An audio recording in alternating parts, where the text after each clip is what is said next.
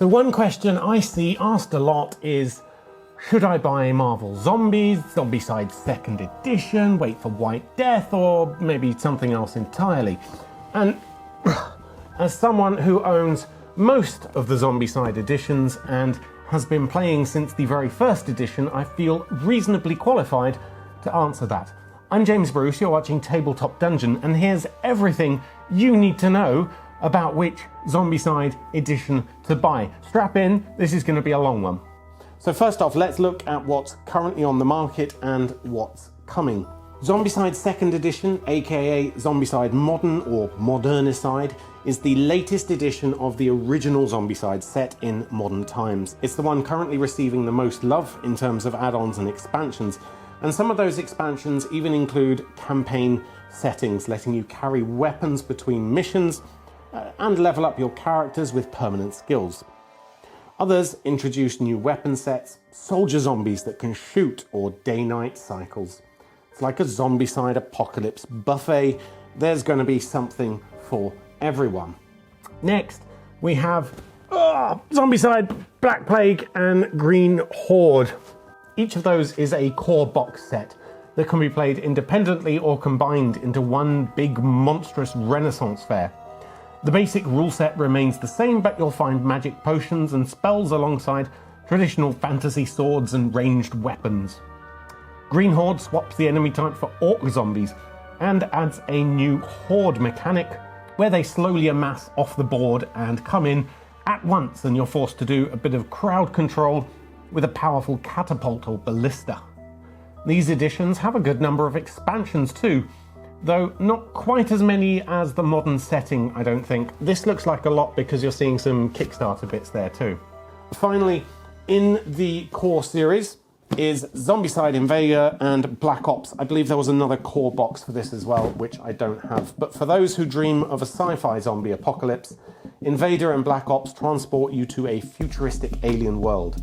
It features mechanics like a fungus abomination that spreads, remote control robots, and space marine characters. Despite these intriguing elements, it's probably the least developed of the core Zombicide series. I guess it just wasn't as popular though. At the time, I called it the best Zombicide yet, before 2nd edition came along. Always a bit of a risk using titles like that.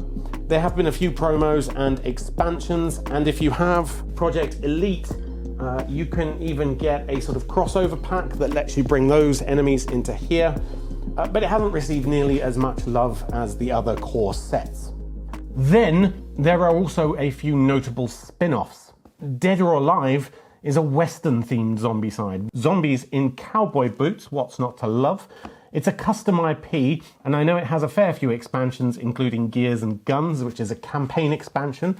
So if you like the theme, it's not a bad choice. And then we have Night of the Living Dead, which is a Zombicide game for fans of the classic movie, but no other reason to pick it up really. And Army of the Dead, which is a standalone version that has been teased, but seems like it's either been abandoned or stuck in IP rights limbo.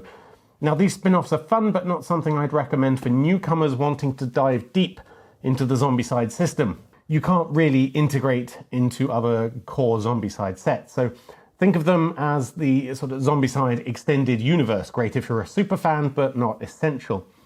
And speaking of extended universes, we have Marvel Zombies and Deceased, which lie somewhere between the spin-offs and the core games. I've grouped these together because they're very similar, just set in different universes, but there are other differences besides just the setting.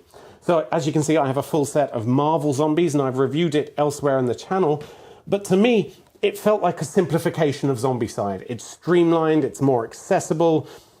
Intriguingly, in the core set, in the core Marvel Zombies game, you actually play as superhero zombies fighting against S.H.I.E.L.D. agents and regular civilians. You don't need to factor in opening doors or searching for equipment because, hey, you're already a superhero. You can just bash the door down. And while there is traditional character progression as you level up yellow, orange, red within the mission, it feels a lot more limited. Your core attacks don't change because you don't have equipment, and you pretty much get upgraded versions of those attacks rather than a new skill. It does, however, have the delightful mechanism of eating civilians to gain any special skills they have. Brilliant. The other core box, which is X-Men Resistance, lets you play as regular superheroes fighting against the zombies, so a more traditional Zombicide experience, but otherwise the same mechanical differences. However, what I found really compelling is that one of the expansions, the Sinister Six, adds a PvP mode, player versus player. So traditionally, of course, Zombicide is a cooperative game. You all play together against the NPCs. But with the Marvel Zombies Sinister Six upgrade, you split into 2 teams and play against each other. It's completely different to regular Zombicide. You release waves of shield agents and zombies to attack the opposing side and in turn defend your lanes on the map, much like a computer game League of Legends if you've played that. I digress though. Although the core game didn't thrill me, I thought the PvP mode was really fun, a refreshing twist from the usual cooperative play. So as far as I know, DC doesn't have a PvP mode, but if I'm wrong, let me know in the comments. Still, if you want superheroes from the DC or Marvel universes, this version is for you, but it does play quite differently from regular Zombicide, so you're not really getting the true Zombicide experience. I haven't tried it, but I think you could quite easily integrate a superhero or 2 into your regular second edition games. Oh, right. Finally, we get to White Death, which is the upcoming sequel to Black Plague in the fantasy series. So it's due to hit the market at the end of this year, but if you missed the Kickstarter, you might still be able to snag a deal as people receive their pledges and change their mind. It's probably the weirdest Zombicide setting yet, though. You're defending your castle walls in the snow with guard NPCs to help you. You're fighting Genghis Khan, and the characters are a mix of the 3 kingdoms, romanticized Chinese history stuff, and random furries. I'm making it sound weird, but you know what? I do have an all-in pledge, and there are tons of unique character sets as optional upgrades from both the Japanese and Chinese folklore, Street Fighter, Ninja Turtles, loads of weird stuff that my group will definitely enjoy.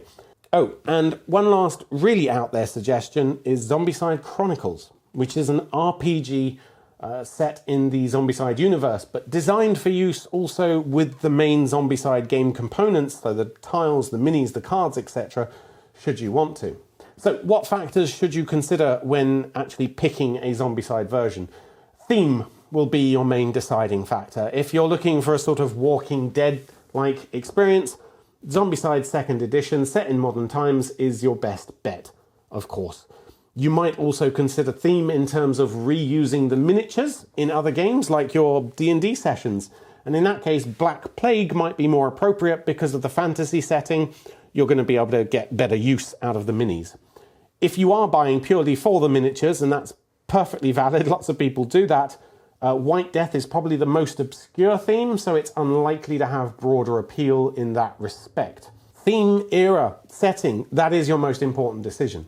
What shouldn't be a deciding factor is rule set. The core Zombicide games are very forgiving when it comes to adding house rules and custom components. It's really easy to ramp up or down the difficulty and balance it a bit more if you find you've made the game too difficult or too easy. So I wouldn't say you have to buy this one because it has day-night cycles, or another one because it has concentrated fire rule that makes taking down abominations easier. You can adapt those rules to any version. In truth, I play every Zombicide with a more forgiving, friendly fire rule. Normally, any misses that you have when shooting at ranged into an area where your friendlies are, you automatically hit them, and I don't really see why you should do that. So I go with critical misses only. That means a roll of 1 is you royally screwed up and you hit your teammate instead. Otherwise, a miss is just a miss. It doesn't hit the target. It doesn't necessarily hit your friend, it just doesn't hit the target. But to counter that, we play with multiple abominations on the board at all times, which ramps up the difficulty quite a lot. Also consider, do you want to play a campaign-based game, or are you just looking for a one-off game night?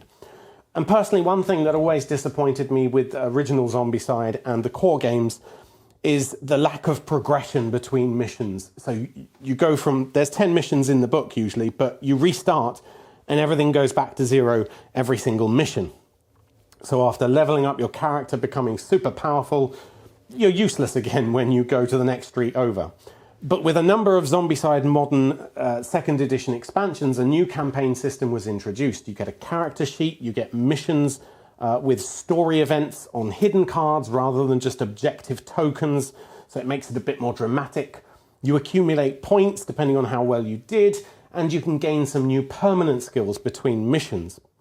You can even carry over weaponry, though you do have to roll for it because sometimes your weapon just breaks.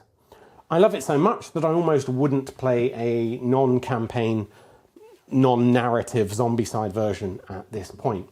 Now, White Death will also apparently feature some campaign expansions, but of course for now, that's still an unknown. So for a game with longer term progression, a campaign system, go for Zombicide 2nd Edition and some of these 3 upgrades, Rio Z, Fort Hendricks or Washington ZC. Also consider how far down the rabbit hole you actually want to go.